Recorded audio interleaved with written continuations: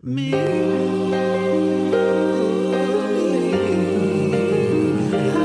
am a memoir. I said a memoir. The meaning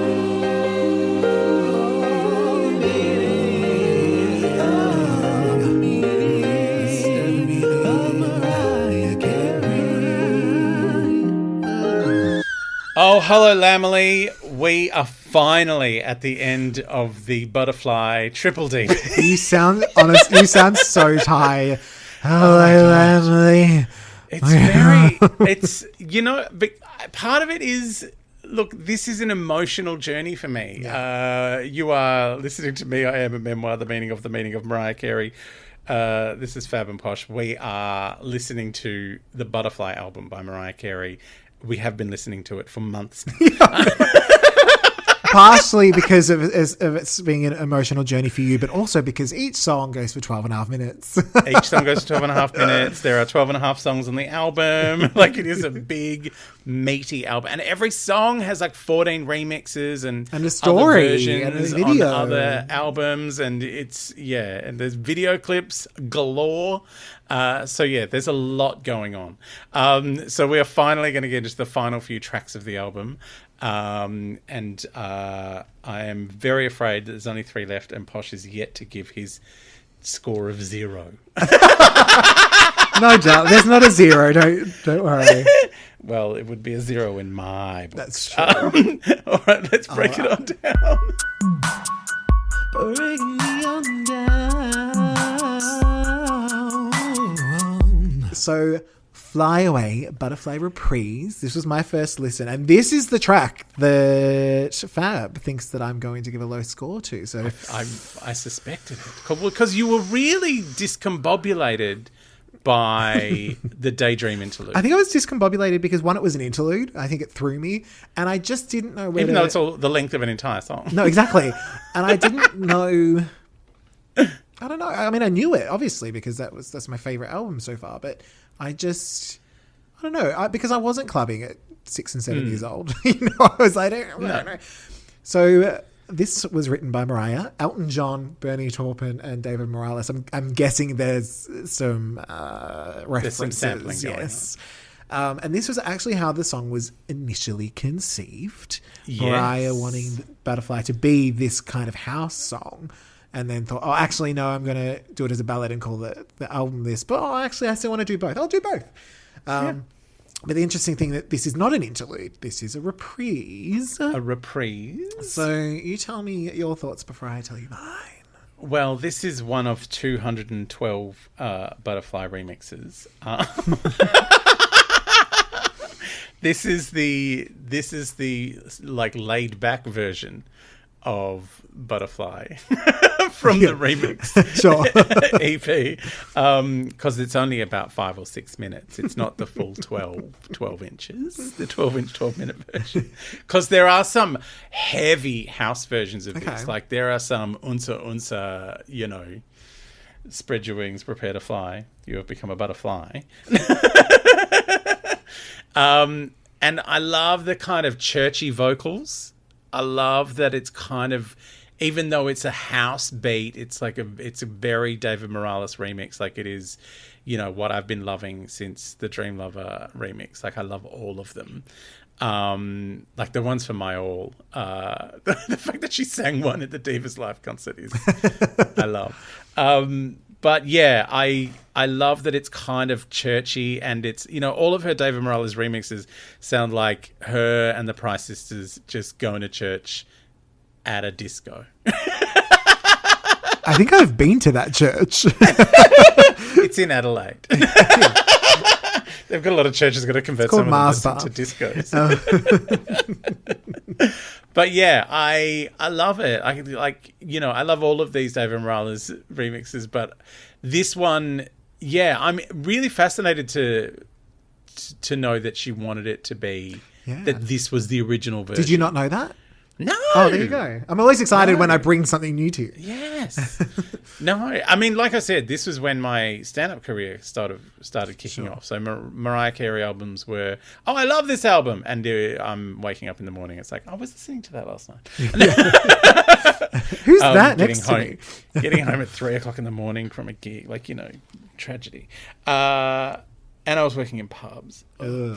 I mean, great. If you work at a pub, that's great. We love you. No, it's fun when you're in your 20s, but I'm 50 now. I loved it then, but now I would not love it. Also, a lot of regular named music going on there at gay bars. Late 90s. Oh, Lord. But yeah, I love this so much. Like, I love the churchy vibe. I love the dance vibe. Like, it's, it is a 4 a.m. club. Woo! Let's have fun kind of house track. And it's brilliant. And I love that she puts them on the album. Like, it's like, oh, I'm not ashamed of what I do after hours. No, darling. I may not know their name, but they're going on the album. I love this shit. So yeah, this was one of those moments, and because it felt like for me, it worked really well on Daydream. So I was like, that remix of Fantasy, and I was like, yeah. But it was such a surprise that it was Butterfly, because you assumed it would be Honey. Yeah, I can see that. And the dance mix of Honey is good, but it's, this is great. Like, it's kind of got an ambient feel to it. Like, it's, even though it's kind of very housey of the time, it's still reminiscent of kind of more modern electronica. Like, it's got a, because it's very vocal, I guess. But yeah, I love it. It's yeah. And it is a perfect place for it. Like, we've just come out of a batshit crazy ballad. Yeah. Like a big screaming key change mania fit into nightclub. I mean, it's a similar thing to on Daydream, Forever into Daydream Interlude. All right. And how did you feel about it? I'm just going to tear the Band-Aid off, right? Yeah. I'm going to give you the score before I tell you what I thought of it. So I gave this one a 4.25. What? It is not the one that gets the lowest score. It's not the one. So this one, I did still feel like it was a little bit random, but I did enjoy it more than Daydream Interlude. I thought it was a better build. I think what I realized with listening to this one was I think I prefer the remixes, that even if it's really different, there is still more elements of the original. Sometimes it goes so far the other way that I just don't feel it. I did feel it here because she had the church sisters singing. So it did anchor me to the original much more than Daydream Interludes. So I just wanted to scare you with... But yeah, so I think I only gave Daydream Interlude a 3.5. So this got 4.25. So it's still quite a decent score, especially from me. But I just wanted to terrify you into thinking it was this one. So I love the dancey one. I know. I didn't think you'd pick this one, but then it kind of makes sense because you were so scared I'd not like it. Yeah. So what I'm assuming this is a flyaway finity for you. Oh, this is a dance finity. This is Club Finity. This is a Club Finity remix. Oh, God. We're getting tired at this point and just things are starting to be stupid.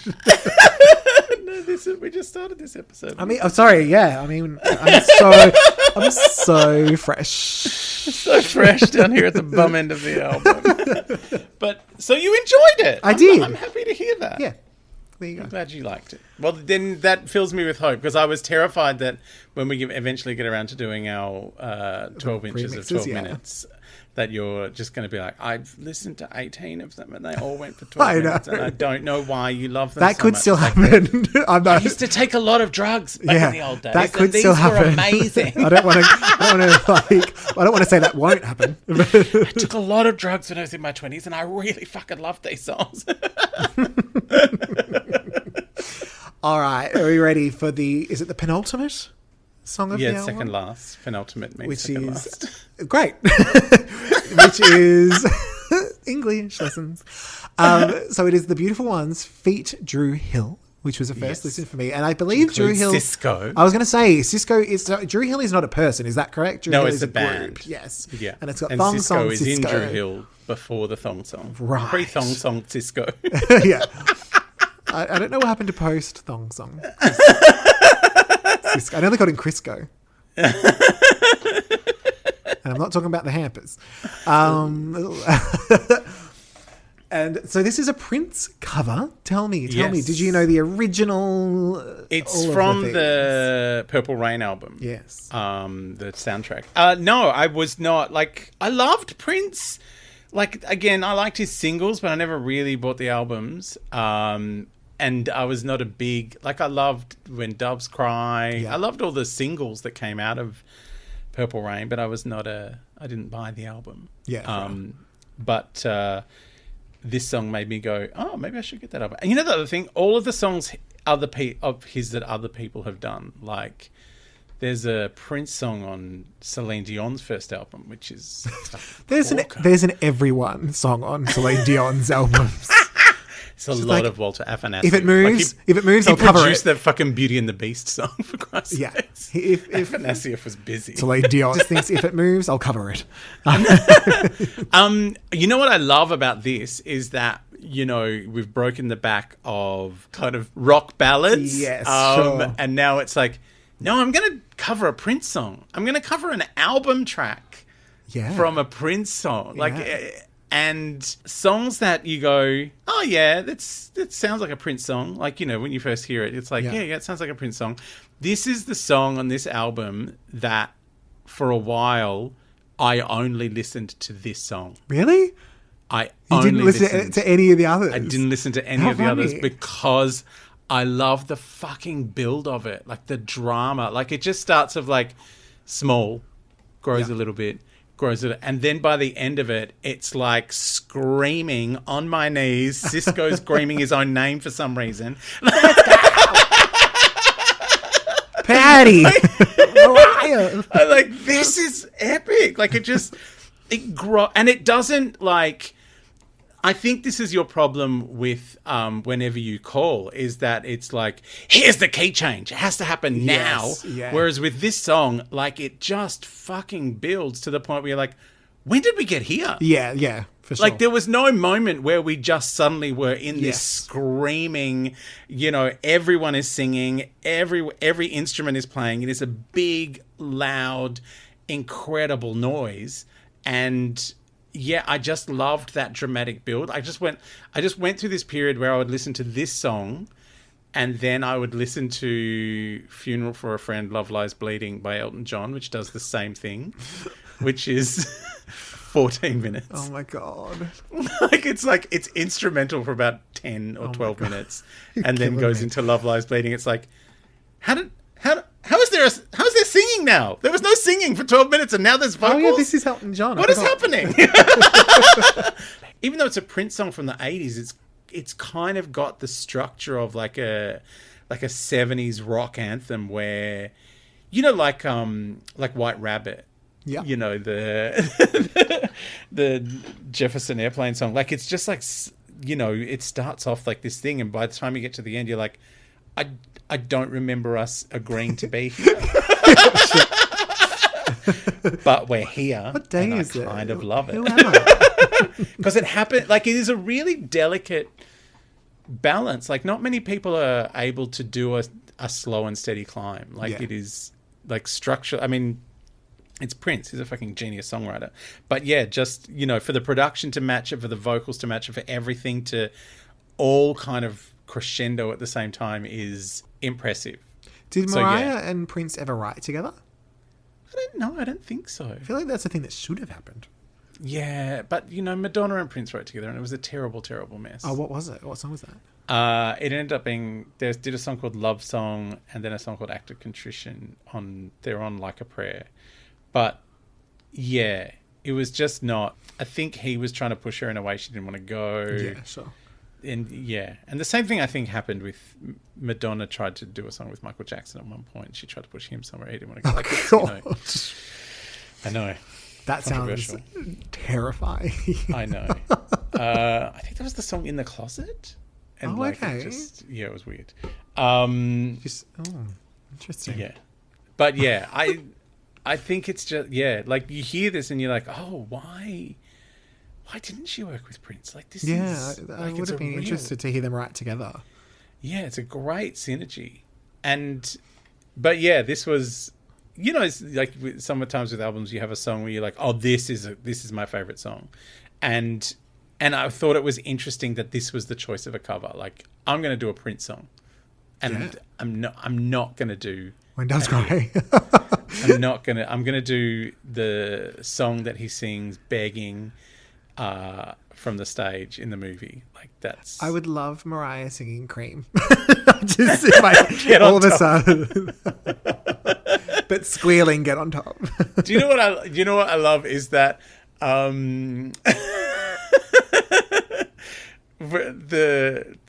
feel like this podcast has come in a weird circle. So this song was written for Apollonia, apparently, who Prince was in love with. Oh no, written for Vanity. Sorry, Apollonia's in the movie. He sings it to Apollonia in the movie, but he wrote it for Vanity, who he was in love with. And so she was in Vanity 6, and then she got replaced by Apollonia from the movie in Apollonia 6. Which I gave something Infinity 6, and you're like, what the fuck does that even mean? And I tried to explain the Vanity Apollonia thing. Yeah. Here we are. Right. See, it all comes back. All of our garbage that we spew eventually comes back around. Oh my God. But yeah, I remember listening to that Purple Rain album, but I don't remember this song kind of impacting me as much as some of the other songs on it. Yeah, sure. Because it was a tape that flew around at school for ages. But yeah, I think it's just, and again, I think it's also the synergy of her vocals with Sisqo's vocals. They are pretty spectacular. Like, they are really both reaching for it. I mean, Sisqo he loves a key change as well. I think the Thong song has a belty. What I find so funny is that song, he's singing the crap out of it. But then you're like, but you're singing about thongs. Yeah, like, thong. It's like, I don't think you heard me. It's like, no, I did. He's like, I've got a set of pipes and I am not afraid to use them, even on this song about G strings. Yeah. I mean, imagine that rimming you just quietly. The key change, Lord. But just when they get to the down on my knees, that's the other thing. Her vocals are so urgent. Like, there is... Like, she's interpreting this song in the same way she's written The Roof and the same way she has delivered My All. Like, there is, like, a yearning, like a kind of... And, in the book where she's talking about, the sister loved me, the father loved me. Yes. I feel like this is the song about that. Really?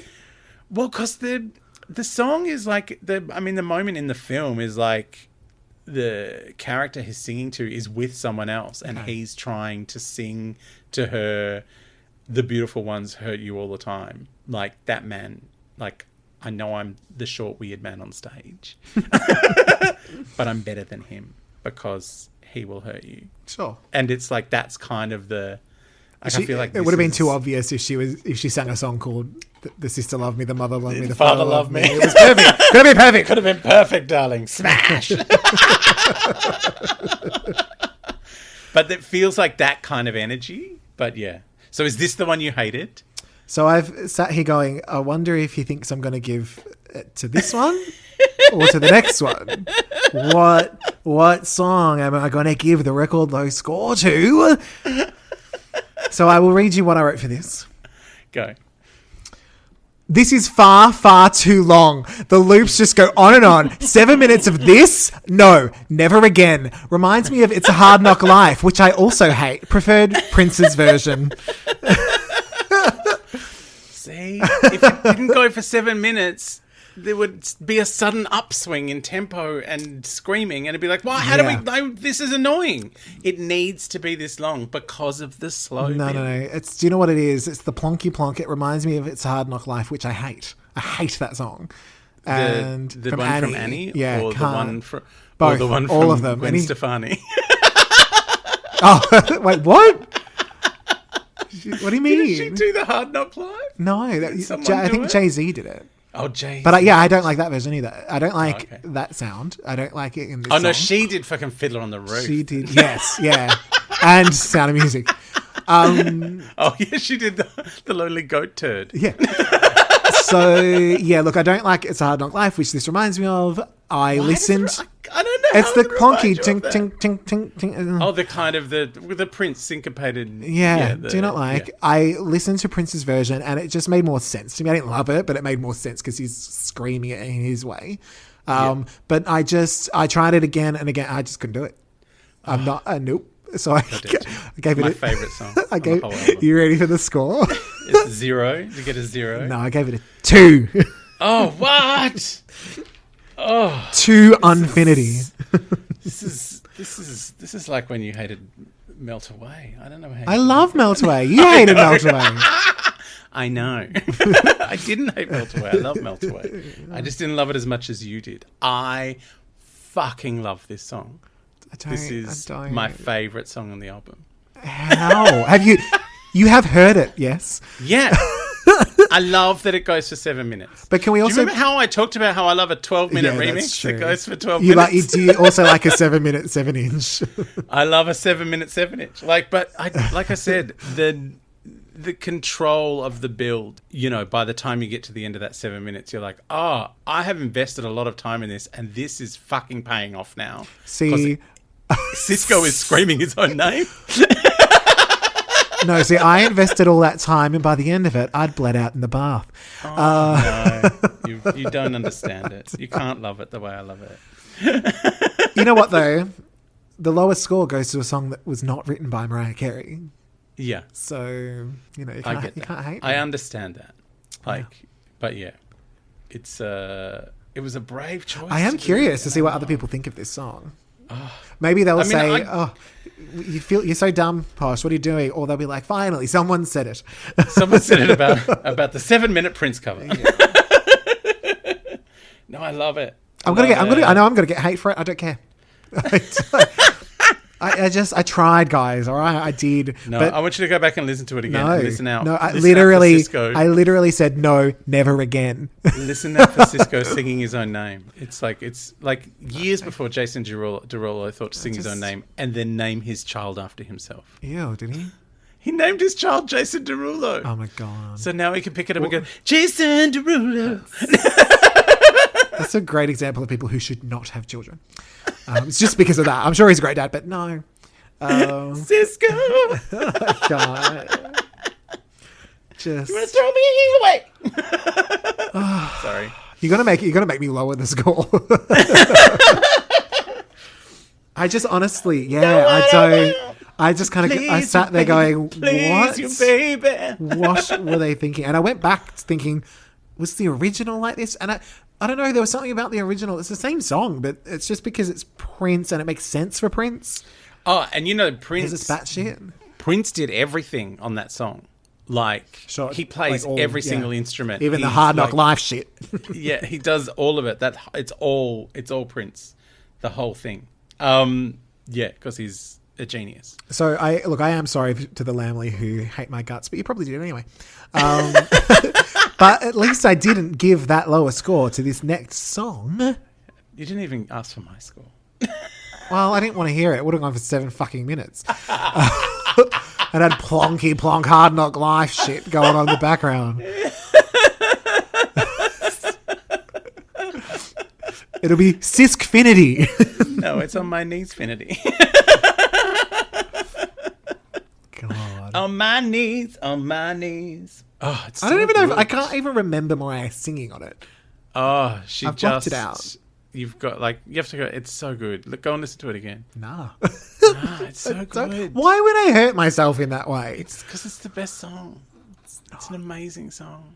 It's not It builds and it builds. Are you saying that and it the best builds. song is the one that Mariah didn't write? Is that what you're saying? No, I'm just saying. I think that's what you said. It's Mariah and Prince together. Except Prince isn't Finally. there. Yeah, Maybe he hated it. He probably did.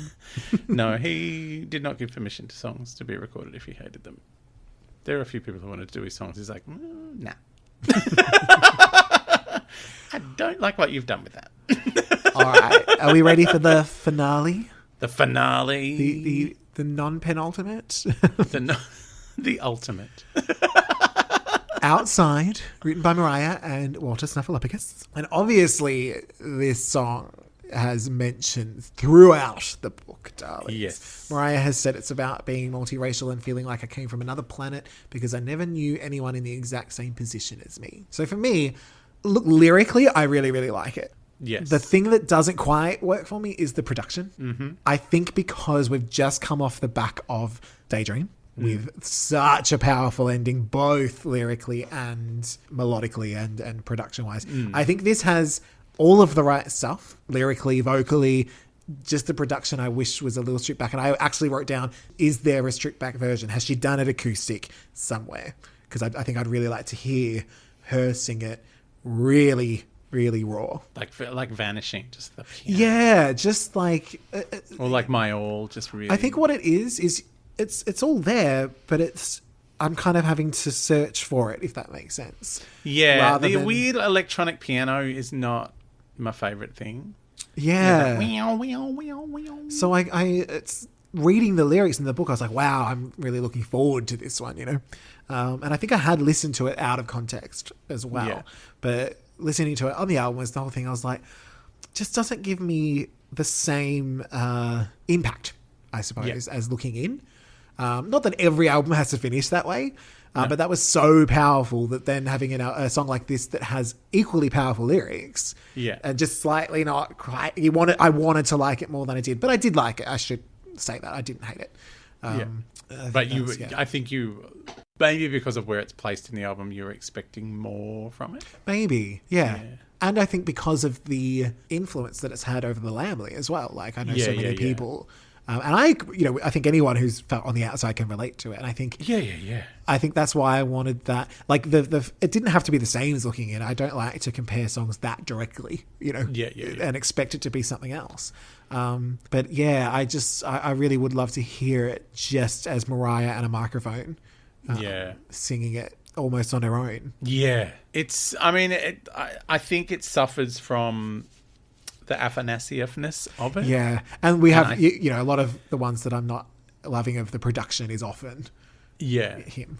Him kind of like it's almost like she's fighting his really populist tendencies. Yeah. I think another thing that harms this song in a way from being the kind of big finale to the album that we had on the last album is that you've just come off a really energetic and muscular production from The Beautiful Ones. Like it's a big, it's a lot of sound. Like it's a lot of singing. It's a lot of production. Like it's a big song. And so then you get this kind of like it's all plinky plonk, but he's found a different instrument. But I agree, like the lyrical content is amazing. I think it is technically a really good song, but yeah, I think it's just not produced as well as some of the other stuff on the album. And it's kind of, I can imagine if it had a bit more oomph to it, then swapping this around with Close My Eyes would have made sense. I was just thinking, I almost wish she'd put this as an acoustic version on the Rarities. Yeah. Because I think this would have transformed even more than Close My Eyes. Because Close My Eyes is already good, if that makes sense. Yeah. But then maybe part of the reason it's produced like that is because, it is a lyrically amazing song, but maybe it's just not structurally as gutsy as Close My Eyes. Yeah. Like it's... And that could be just, her trying not to get in the way of what she's saying, like going, I don't want to obfuscate the lyrics with doing anything too gymnastic. And maybe she was hiding it a little bit. Yeah, maybe. So that it was only the real, the people really paying attention. Yeah. I mean, into it. Yeah, maybe that's, as we found from reading the book, Tommy was constantly trying to get her to obfuscate her race.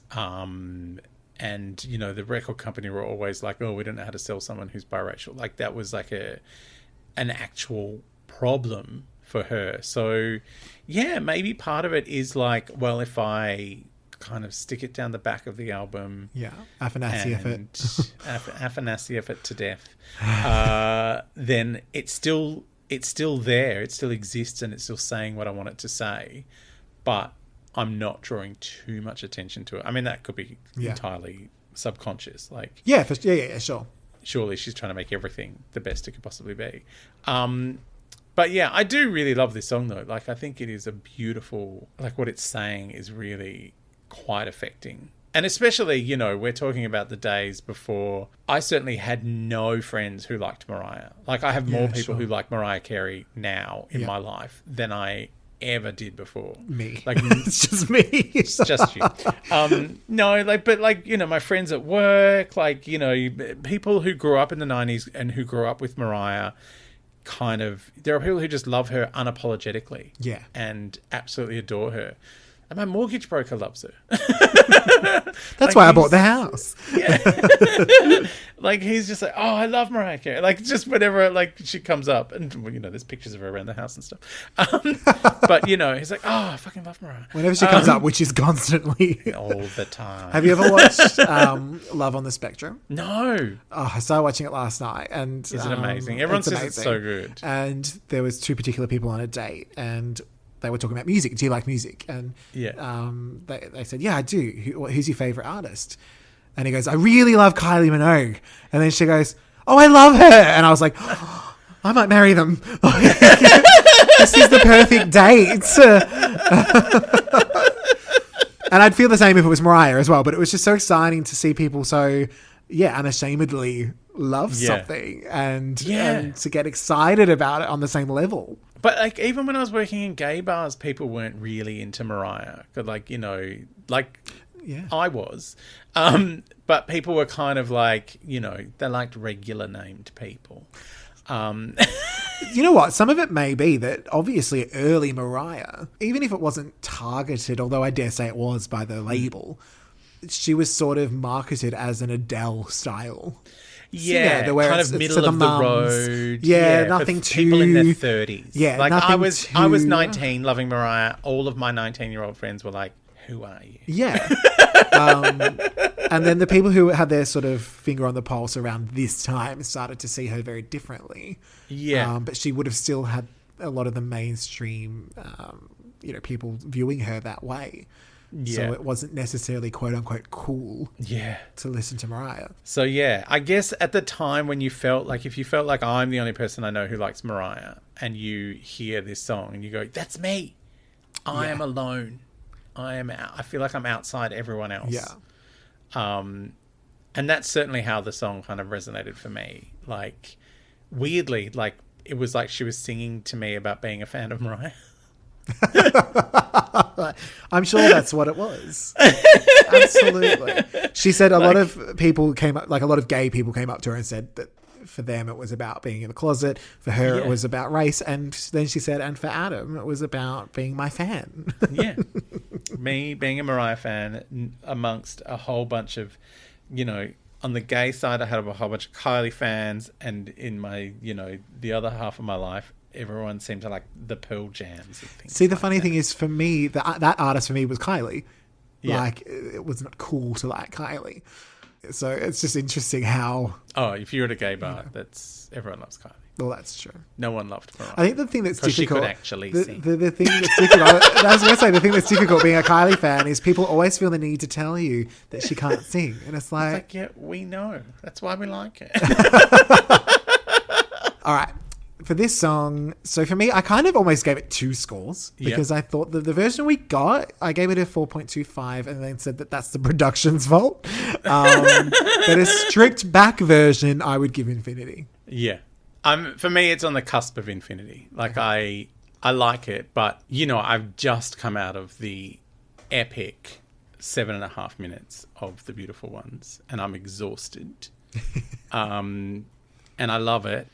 I'm exhausted for different reasons. It says a lot to me, and I love what she's saying, and I think it's but yeah, it's just on the cusp. And there's so many amazing songs on this album. It's like it's hard to make them all infinity. I mean, you gave it a good crack. I nearly did. I really nearly did. All right. This does bring us to the end of the album. So I do have some overall thoughts, and I thought I'll read you my lengthy paragraph, and then you can interject with your own thoughts and feelings and whatnot. All right. So I said that on my first full listen, I don't know if I was here for it.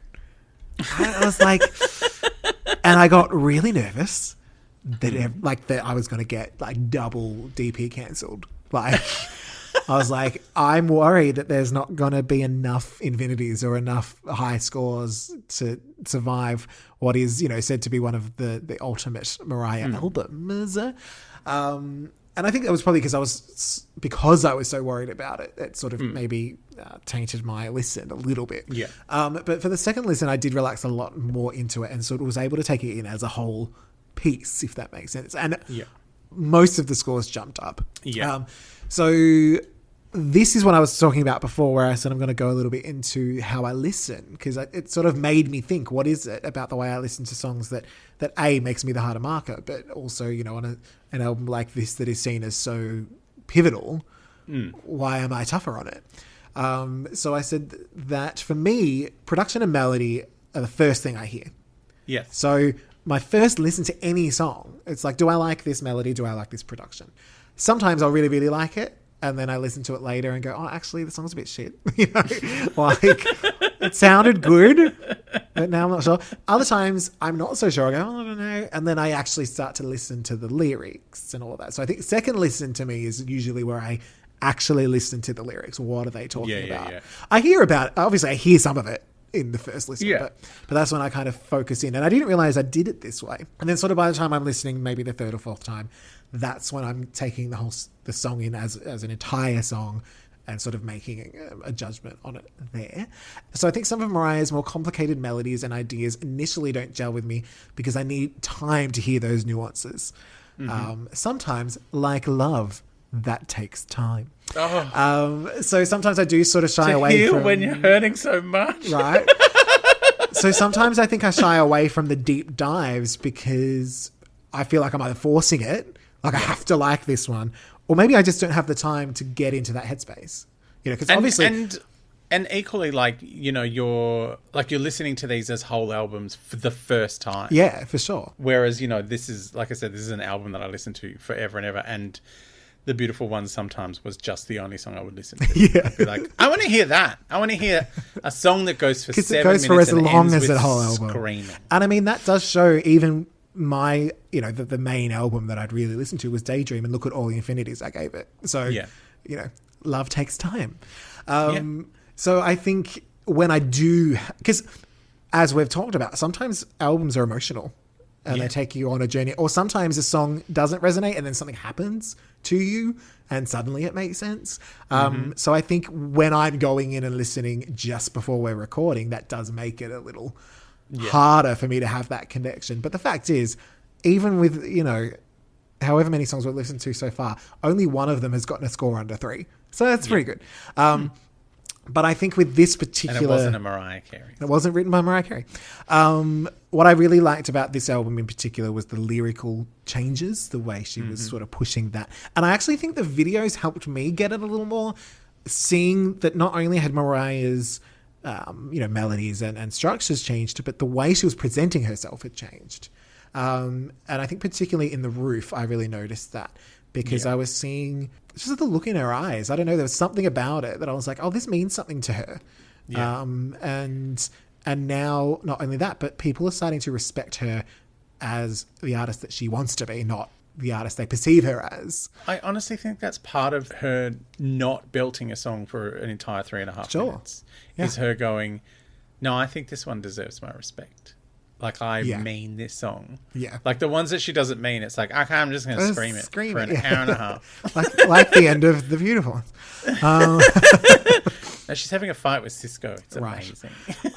Cisco! Why is this his own name? I don't understand. Patty!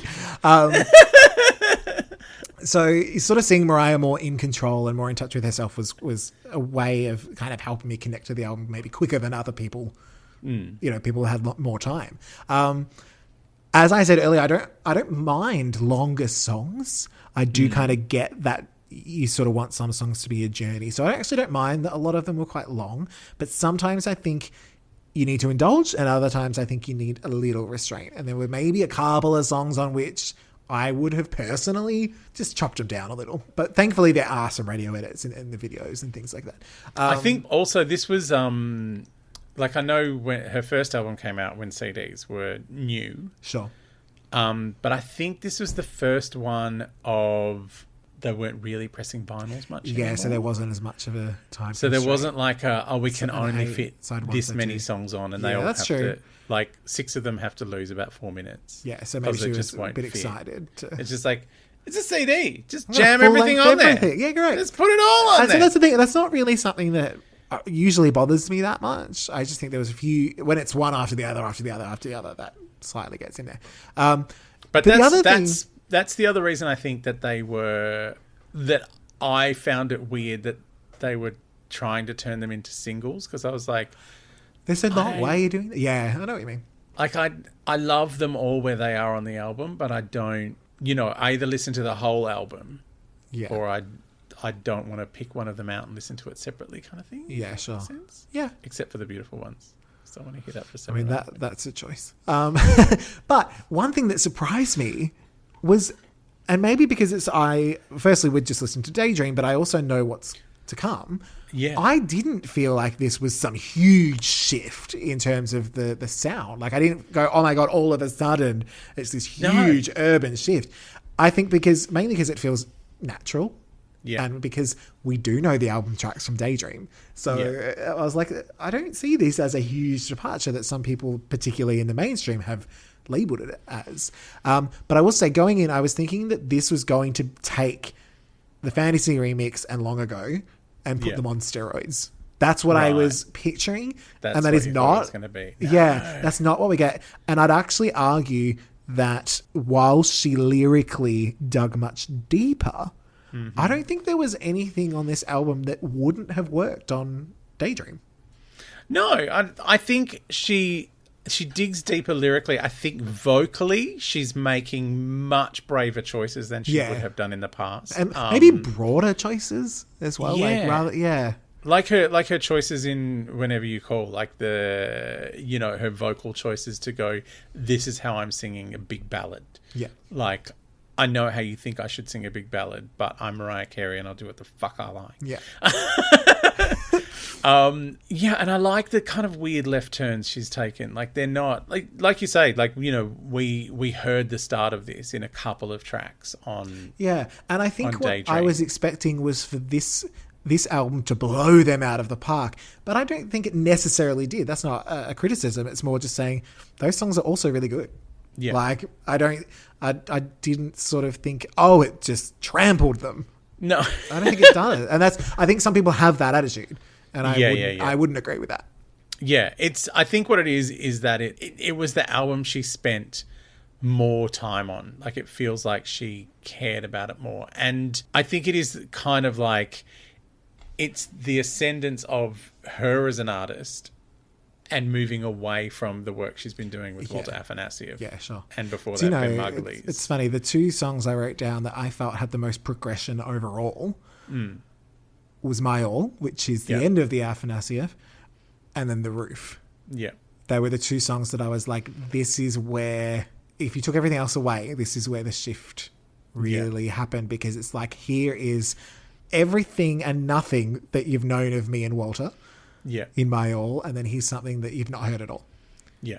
And I feel like the only thing really missing from this album is some more Jermaine Dupri. Like, that is... Yeah. You know what? I almost... Because when I looked at that Missy Elliott... what song was that? Baby Doll? Baby Doll, yeah. I looked up that song, that My Boo at Night I Think of You. Yeah.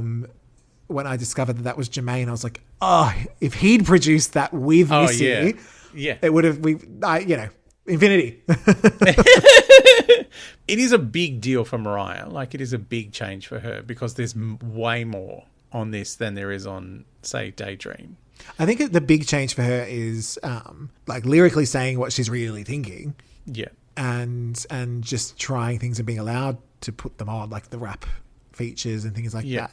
But I think as a fan, because they were not actually on the Daydream album. They were only on the remixes. True. Like, here you've got, Crazy Bone and Wishbone. You've got Drew Hill singing the shit out of a Prince song. You've got, The Roof is like, even though it's like the guest rapping is on the single, like, it's it's using a really heavy sample Yeah.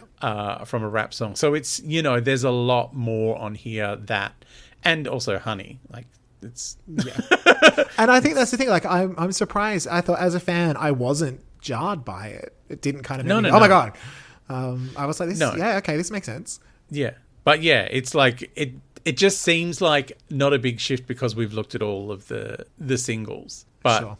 looking at this as an album, like if you just listen to those two albums back to back with none of the singles, none of the videos, none of the anything, it's like, oh, this is quite a bit different, other than maybe a couple of samples on Long Ago. Yeah. And you know what? I think I said in our episode long ago, I would not be mad if that had a rap.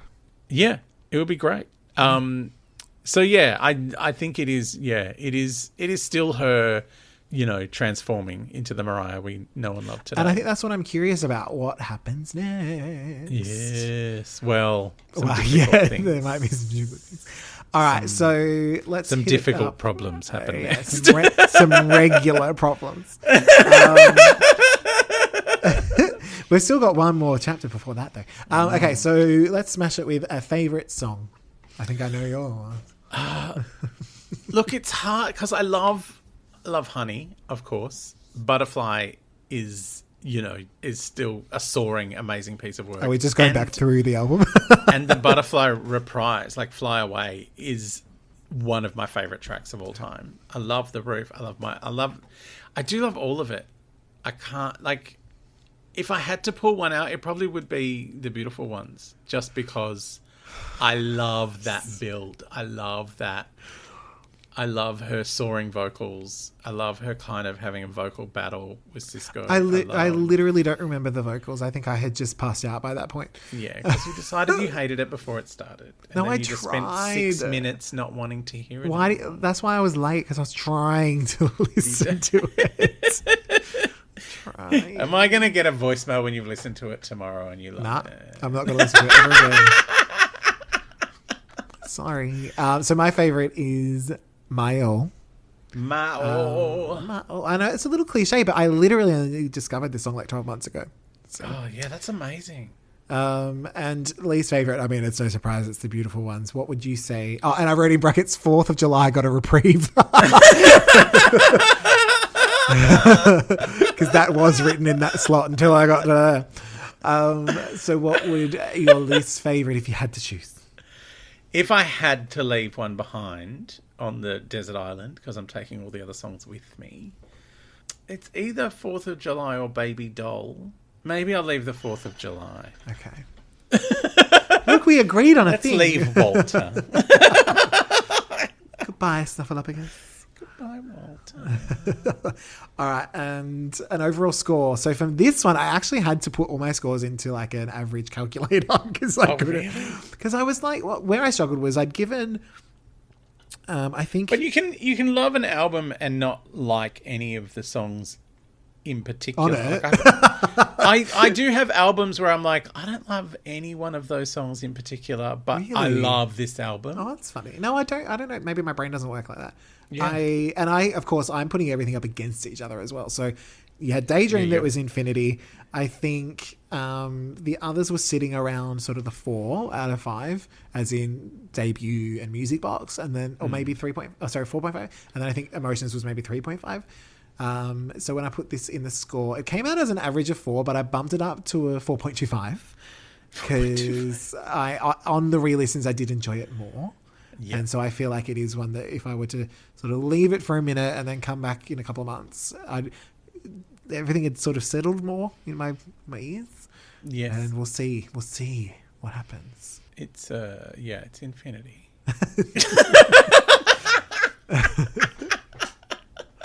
So surprising.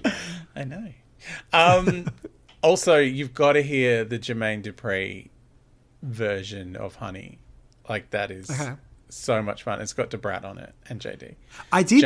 This came up and I was like, oh, is there a video for it? But there's not. No. Like, there are so many great remixes of Honey. Yeah. I'm only listening to the ones that have videos for the moment because we're discussing the videos at the same time. But yeah, it's Yeah, so fun. Well, you know what? This was actually better than I expected, I think, because thankfully that second listen helped Yeah. clarify some things in my head. So there was really only, 3 songs that I wasn't like, wow about. Yeah. But, that's all right. That's 3 out of 12. That ain't bad. Yeah.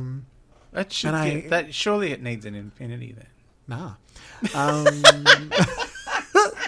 No, because I only gave... Trying to sell an infinity. The only song I gave a full infinity to was My All.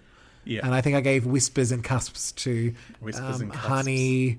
Honey and... Gee, the beautiful ones really dragged it down for you, didn't it did. And that's exactly right. So actually, and yeah, Whenever You Call was the cusp of infinity. Let me take out beautiful ones from this calculator and see what it comes up with. Yeah, that brings it to a 4.5. Yeah, there you go. Well, then you should give it 4.75, definitely. What if I'll give it a 4.75 and I just never listen to the beautiful ones ever again? No, you have to listen to it. It's amazing. I'm not going to do that. What if I just cut it out of the vinyl? Or you just get to it as a scratch so it immediately skips? It's such a good song. Maybe I can just listen to the Prince version. No, I'm just not going to listen to it. But I'm curious, like, what's to come and what are the ones that you're not going to be gelling with?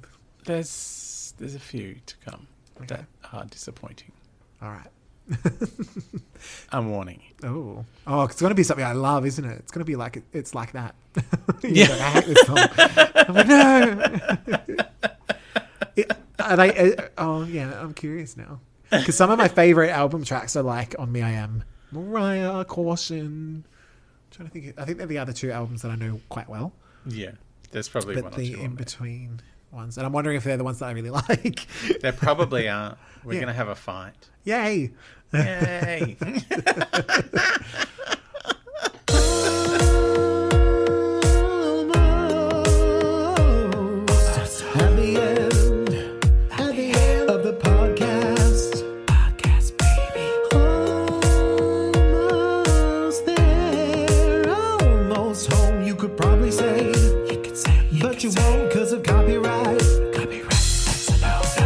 So, coming up, we will have the final chapter.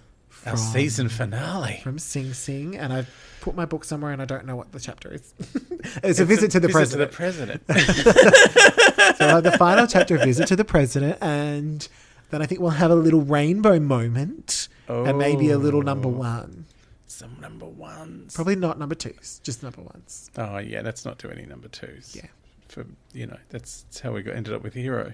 And I think, we'll have probably a little bonus number 1s. It won't be super long, but we thought we'll touch on some of the extra songs on number 1s as well as the videos. And I think there might be a couple of extra videos sort of hanging out.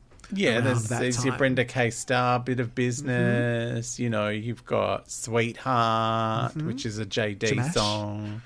And When You Believe. And we've got, with Whitney. Cool. Whitney. And Brian McKnight just popping in. Yes. Although we talked about it. We kind of talked about it, but yeah. Already. All right, darling. Well, yes, next Mariah Monday, we shall be having an actual chapter. Yes. All right. Bye, Lamely. Bye.